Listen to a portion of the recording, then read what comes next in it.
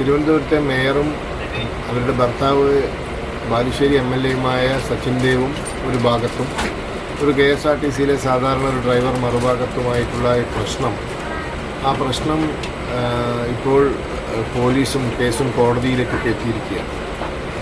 മേയറിൻ്റെയും ഭർത്താവിൻ്റെയും പേരിൽ ഒന്നിലധികം case register ചെയ്യുന്ന സാഹചര്യം ഉണ്ടായിരിക്കുകയാണ്. സത്യത്തിൽ ഇത് ഒഴിവാക്കാവുന്നതായിരുന്നു.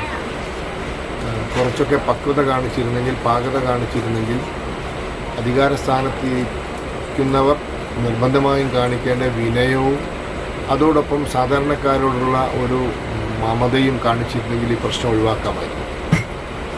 തെറ്റാരെടുത്താണെങ്കിലും ഒരു അധികാര സ്ഥാനത്ത്, പ്രത്യേകിച്ച് മേയർ പോലുള്ള സ്ഥാനത്തിരിക്കുക, കൂടെയുള്ള ഭർത്താവ് MLA ആയിരിക്കുക, അങ്ങനത്തെ ഒരു സാഹചര്യത്തിൽ കുറച്ചും കൂടിയൊക്കെ പക്വതയും പാകതയും മേയറുടെയും അവരുടെ ഭർത്താവിൻ്റെയും ഭാഗത്ത് ഉണ്ടാവേണ്ടിയിരുന്നു.